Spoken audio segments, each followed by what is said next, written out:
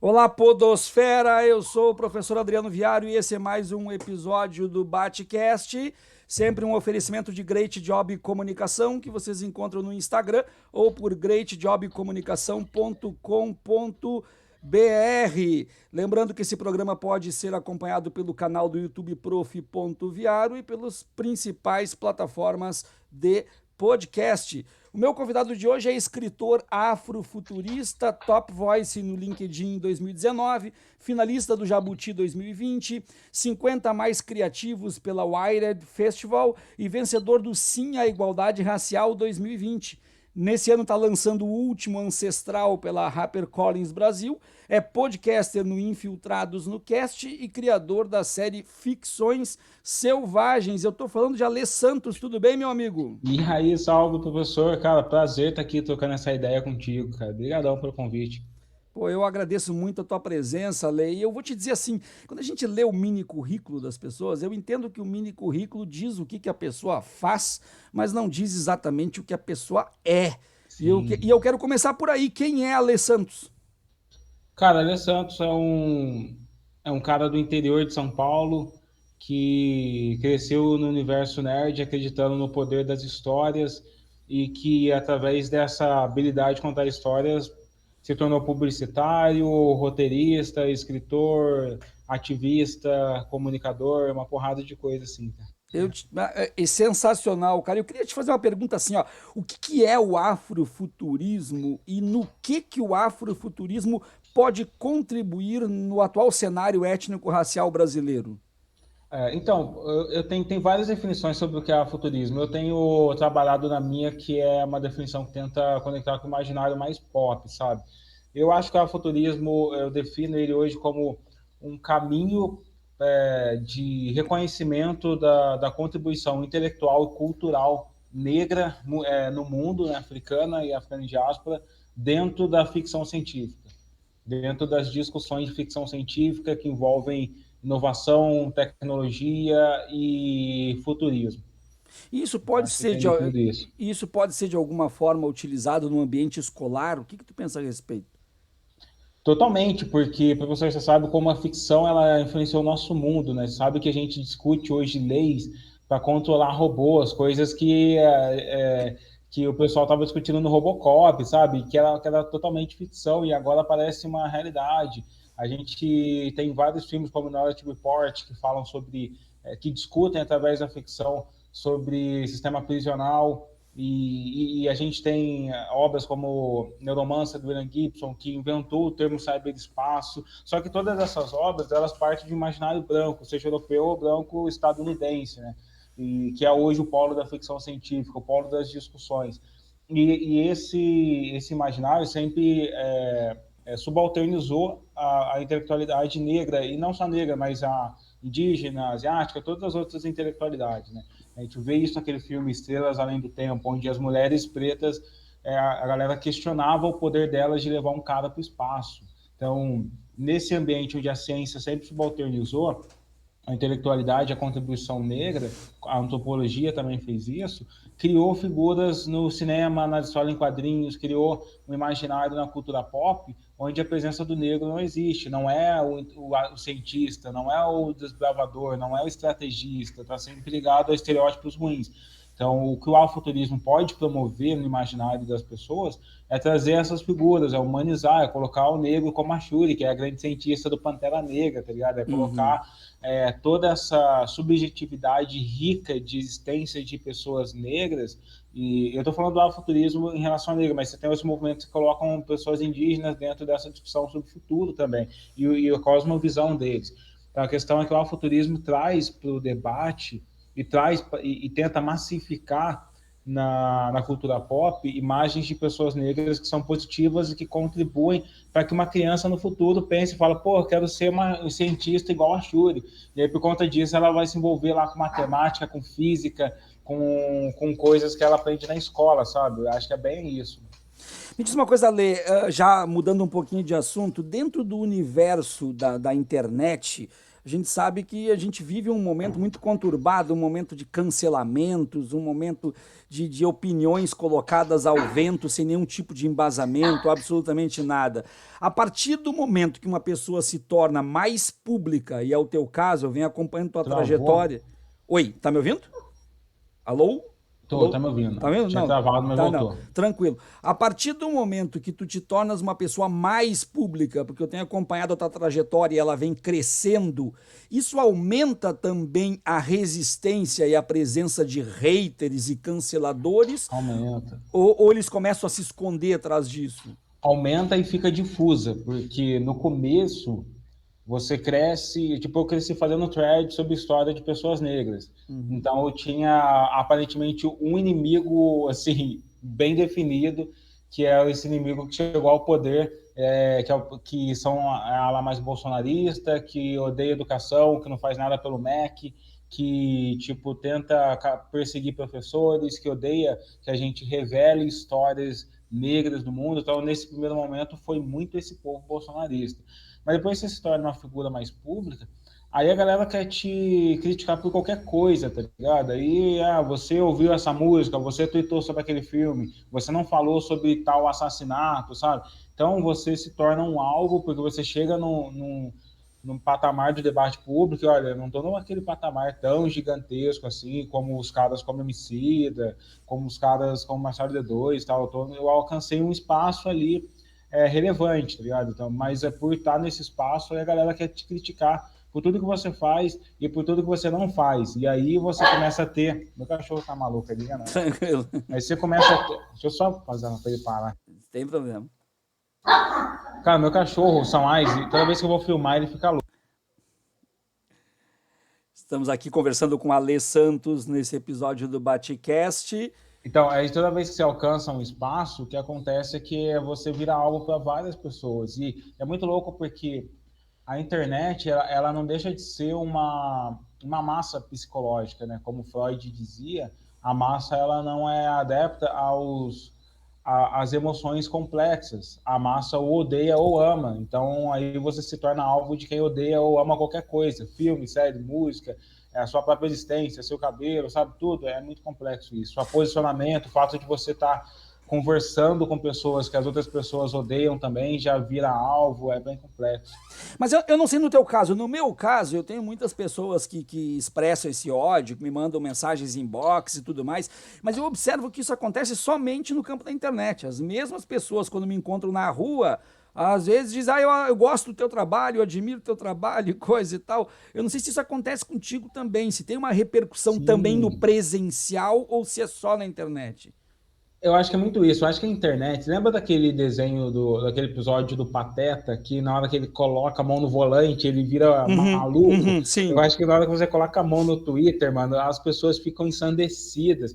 Porque os algoritmos das redes sociais, eles trabalham para promover a treta. Eles querem, tipo, como engajar na internet. Você tem todo dia acusar uma pessoa, falar de alguma tragédia, criticar um terceiro ou se envolver numa briga que você nem sabe por quê, mas você tá lá no meio da trend lá criticando, comentando, tá ligado?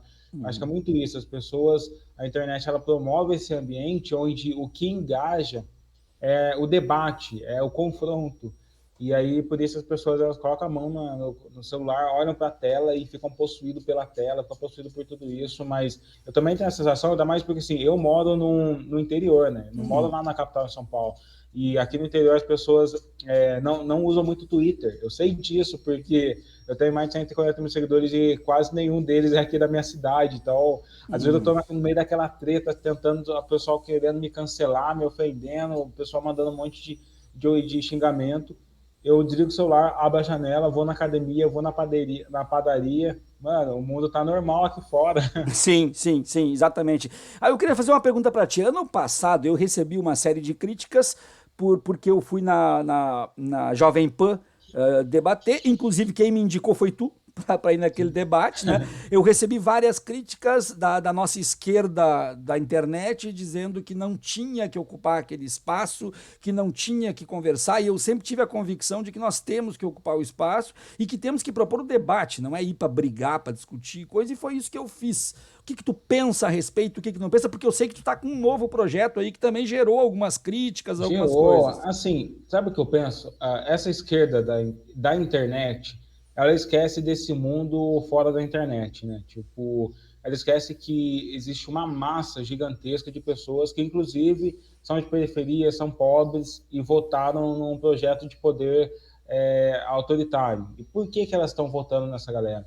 Porque talvez elas se desconectaram do debate da esquerda, porque talvez a esquerda está se focando numa bolha.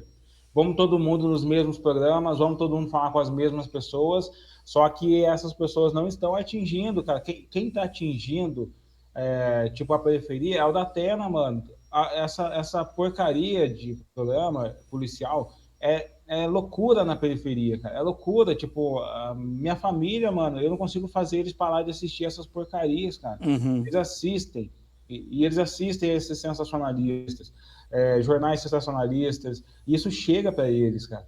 E aí o que eu acho é que se a gente se furta ao debate com essa galera, a gente dá a narrativa para eles.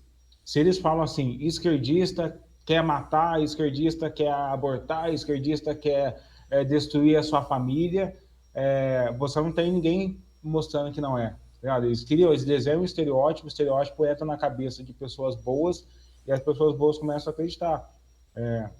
Então, quando eu estive na Jovem Pan, não sei se a galera vê os comentários da minha participação, tava o pessoal falando, pô, esse cara é um esquerdista e é gente boa, esse cara é um esquerdista e não é aquilo que eu imaginava que era, tá ligado? Ou seja, a gente humaniza e a gente mostra para as pessoas que a gente não é aquele demônio que o pessoal pintou na cabeça deles, não, cara. Então, eu acho que às vezes essa galera da esquerda, ela tá com ódio mirando os comunicadores da direita, e eles esquecem que a comunicação acontece em dois passos, né? Tem uma teoria que é Laswell, que é 2 passos para a comunicação. Você tem um comunicador, mas você tem aquela massa que está além do comunicador. E o nosso foco é atingir aquela massa.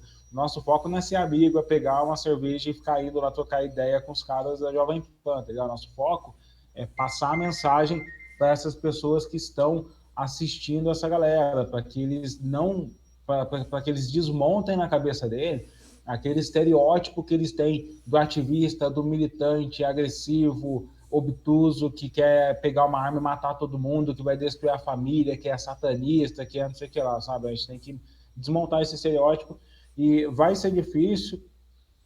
A esquerda ainda tem essa dificuldade. Você está com o seu podcast aí, você vai passar por o que eu passei também, que a direita tem um lance que é muito assim, cara. Tipo, criou um podcast lá da direita, sei lá. Uhum.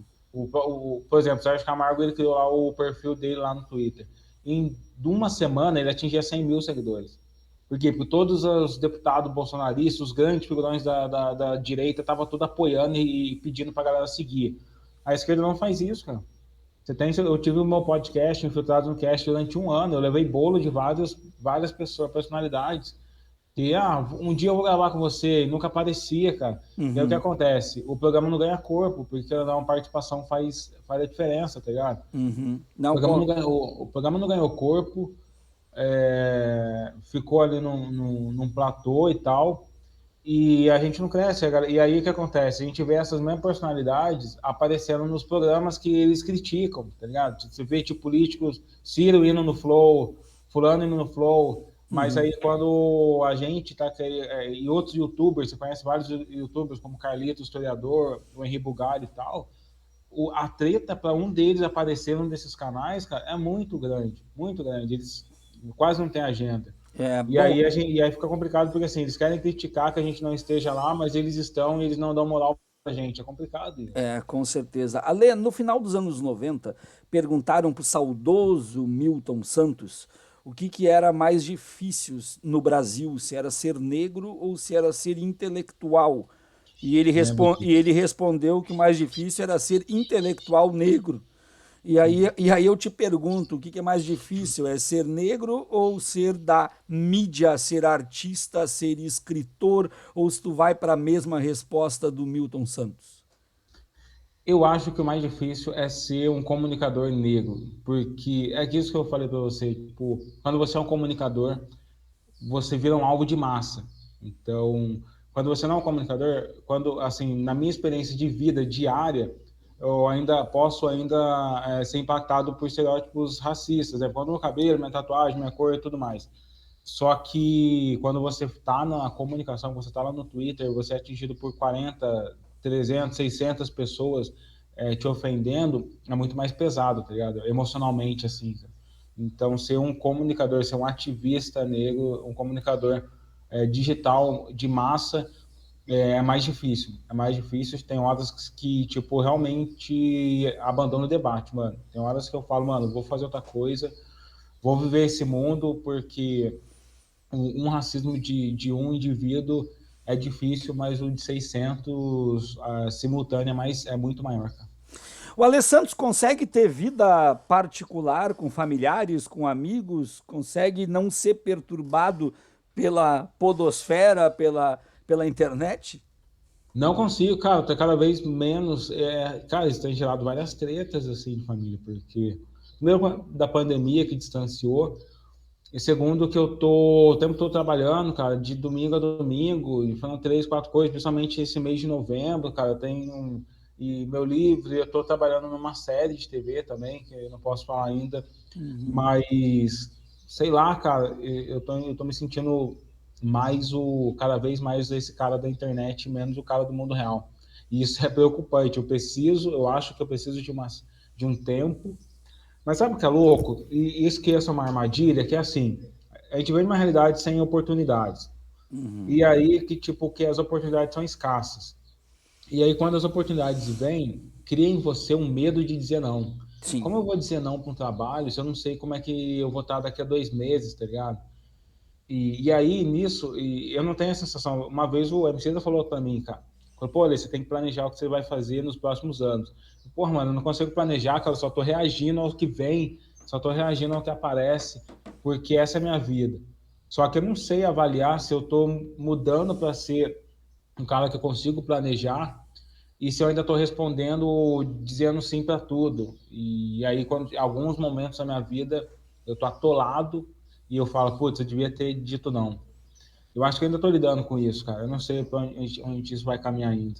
Eu te entendo porque eu também vim do nada, embora eu seja um homem branco, eu vim da periferia, vim de uma situação de pobreza muito grande, e eu tenho, na verdade, uma insegurança muito grande. Bah, será que esse cara que me convidou hoje vai me convidar amanhã se eu disser não hoje?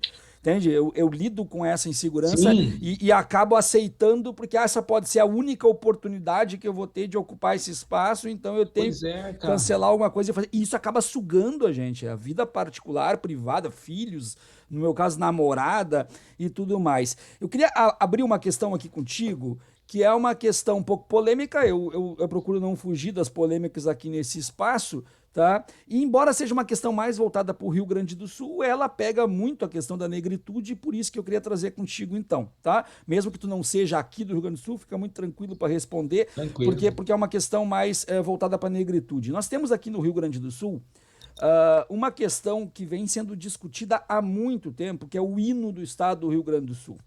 O Sim. hino do estado do Rio Grande do Sul, então, ele tem uma construção absolutamente datada do século XIX, e dentro do hino do Rio Grande do Sul ele traz uma estrofe que incomoda muito o movimento negro, que incomoda a negritude em geral e que gera uma discussão muito grande nos espaços públicos. A estrofe que diz que não basta para ser livre ser forte, aguerrido e bravo, pois povo que não tem virtude acaba por ser escravo.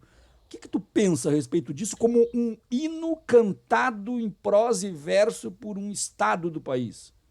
Então, esse hino é muito racista, né? Porque as pessoas que tentam interpretar isso de uma outra maneira, elas são anacrônicas, elas são as verdadeiras anacrônicas, porque elas tentam interpretar o que a galera chamava de povo virtuoso e livre com o pensamento que a gente tem hoje. Naquela época que o hino foi criado, isso realmente estava ligado com todas as ciências racistas, com a fenologia, com a antropometria, com a psicologia racista, que dizia que pessoas negras tinham um cérebro menor que as pessoas brancas, que diziam que a pessoa negra não tinha intelectualidade para desenvolver a própria cultura, que dizia que as expressões religiosas negras eram inferiores e selvagens e animais. Então, é esse imaginário que construiu essa estrofe, cara. Os caras vão fazer um xadrez 45D para tentar dizer que não, o virtuoso era outra coisa e tal, mas essa é uma estrofe imensamente racista, cara. É só você conectar com todos os outros intelectuais daquela época para você ver que a interpretação é clara. Eles estão realmente dizendo que um povo sem virtude fica escravizado, um povo inferior fica escravizado. E estão se referindo a pessoas negras, a descendentes de africanos que foram escravizados no Brasil.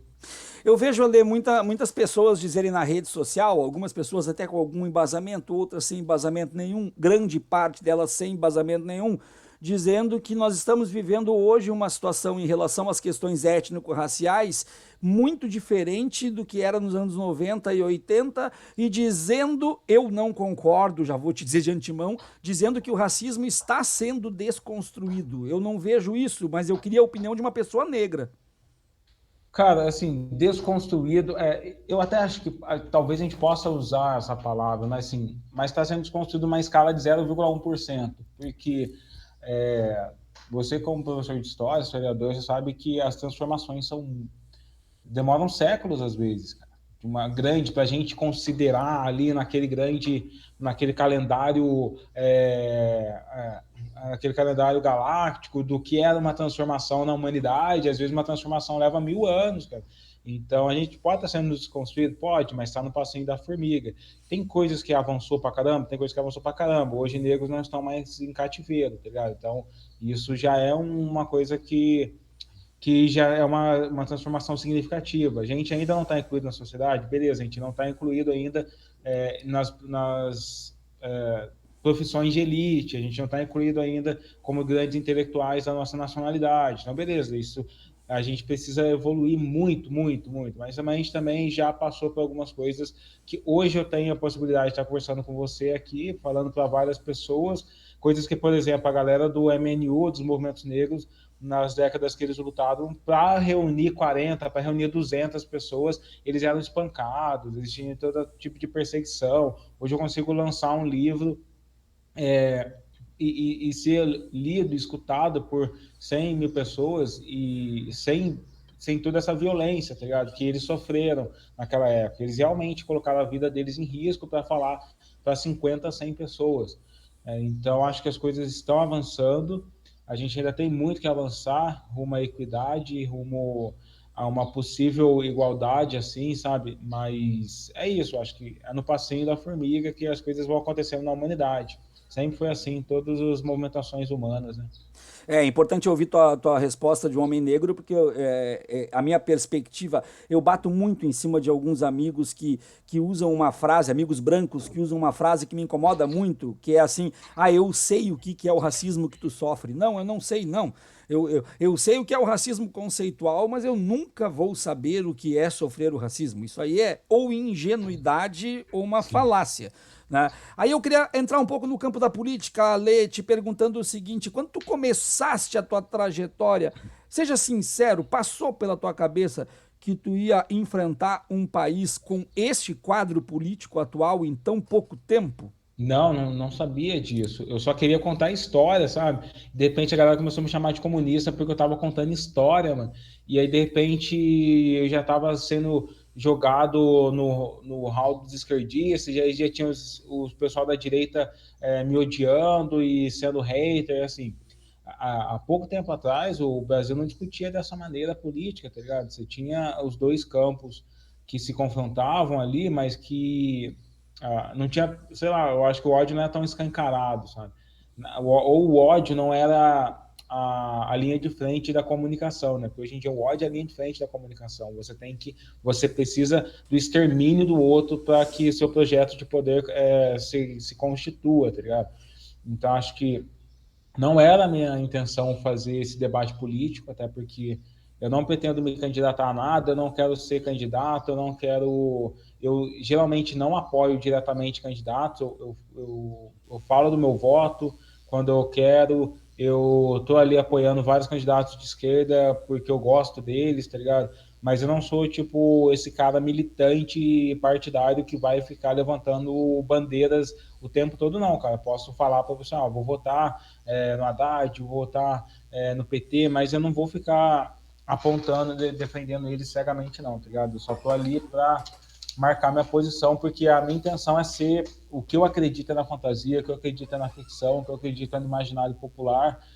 E só que as redes sociais nos jogam para esse lado, cara, onde a gente tem que tomar uma posição, onde a gente não pode se isentar. Então, alguns momentos eu não vou me isentar, mas na maior parte dos momentos eu não vou ficar sendo usado como propagador de discussões que não tô interessado, não.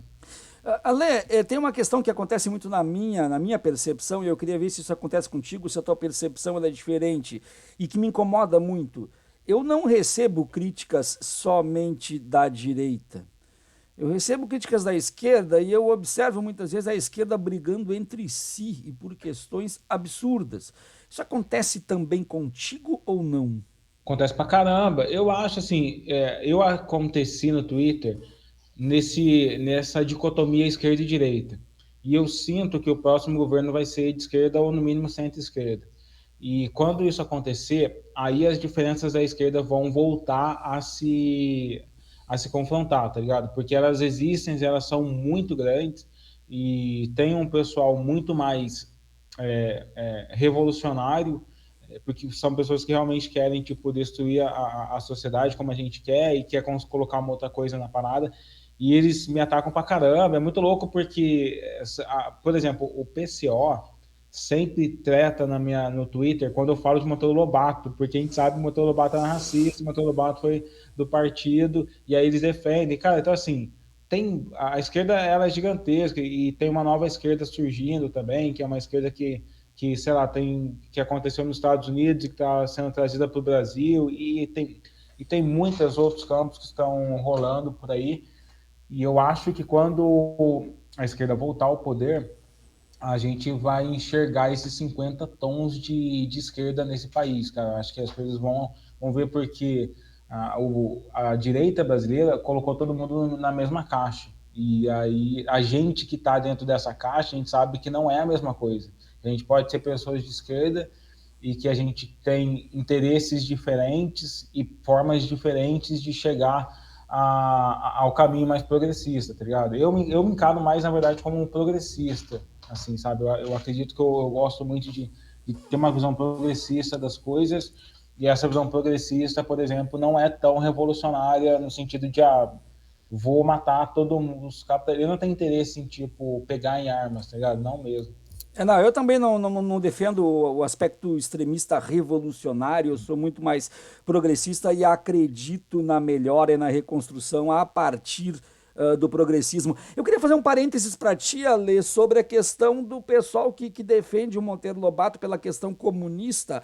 Eu acho que eles deveriam estudar um pouquinho as cartas que foram trocadas entre o Clóvis Moura, Sim. intelectual negro marxista, onde ele vai contar, inclusive, a dificuldade que ele teve para publicar a obra dele sobre quilombos, porque a editora brasiliense do grande comunista Caio Prado Júnior estava dando prioridade para publicar a obra de Monteiro Lobato. E ali nós temos algumas explicações, não de forma direta, porque foi uma conversa trocada em cartas, em que Monteiro Lobato não era necessariamente comunista, foi um acordo ali, tu te filia ao partido que nós publicamos a tua obra.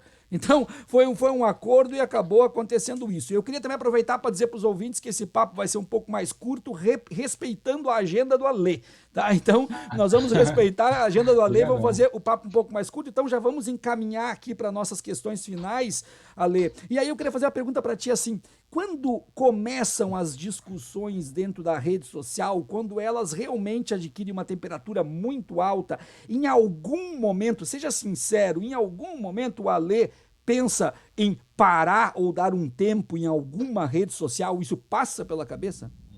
Sim, eu penso, cara, eu penso mesmo, assim, e para ser sincero, qualquer pessoa ativista negra que está lá no Twitter, se não falar para você que não pensou em parar, ou não faz terapia, ou não procura ajuda emocional, tá mentindo, cara, porque é difícil pra caramba. Tipo, eu conversei com um grande amigo que é um ativista também, e ele falou, cara, o meu sonho é conseguir ganhar dinheiro sem estar no Twitter. Porque. E o problema é que, assim, eu sou conhecido pelo Twitter. Eu nasci no Twitter. Twitter é a minha principal rede, tem 140 mil seguidores. Meu Instagram não, tem metade disso. Então, é um lugar que eu preciso estar para aparecer. É um lugar que eu preciso estar, é um lugar onde eu fecho o patrocínio de tweets e de coisas editoriais, tá ligado? Então, eu não posso abandonar aquele lugar, não posso matar o meu engajamento. Mas uma hora vai acontecer, cara. Uma hora eu vou estar falando com mais de 140 mil pessoas, porque vou estar escrevendo livros, vou estar fazendo séries de TV, vou estar contando histórias, e aí eu vou usar aquilo de uma outra maneira, cara, porque queira ou não, a arte vai além.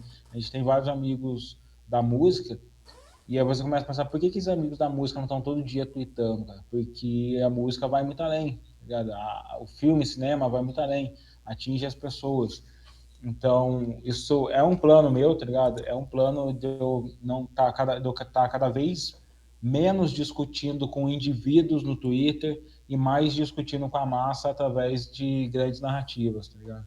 Ale, última pergunta para o amigo. Tá satisfeito com a obra que está saindo agora, com o livro que está saindo? Atingiu teu objetivo de escrita?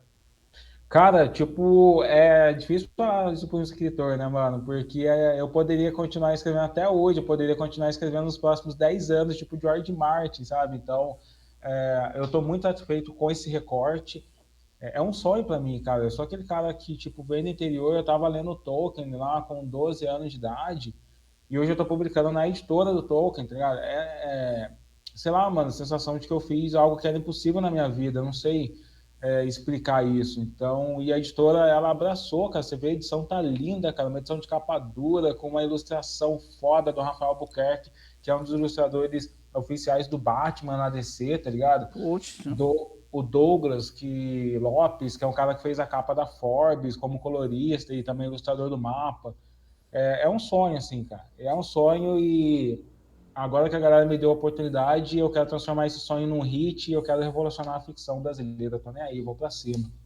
Eu queria publicamente agradecer o Alê, não por aceitar o convite e estar aqui hoje, mas também por ter me apoiado sempre. Para quem não sabe, o Alê é um cara que sempre me apoiou nas nossas conversas pelo WhatsApp, nossas conversas aí inbox, sempre me convidou para os seus espaços também e de certa forma me encorajou algumas questões. Meu amigo, muito obrigado por essa tua postura, muito obrigado por ser o ser humano que é, muito obrigado por estar aqui hoje e um abração. Deixa teu último recado pro pessoal aí, por favor.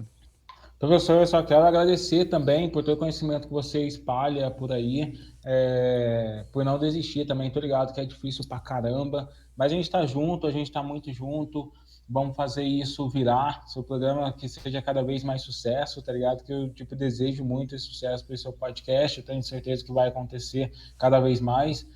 E é isso, tamo junto. Quem quiser me acompanhar, @savagefiction no Instagram, e no Twitter, e no LinkedIn, e no Google, procura aí a Alê Santos e procurem o Último Ancestral, porque tá muito foda esse meu novo livro. Eu falei com Alê Santos, eu sou o professor Adriano Viaro e esse foi mais um episódio do Batcast. Assinem, curtam, compartilhem, ajudem a fortalecer esse canal. Tchau, tchau.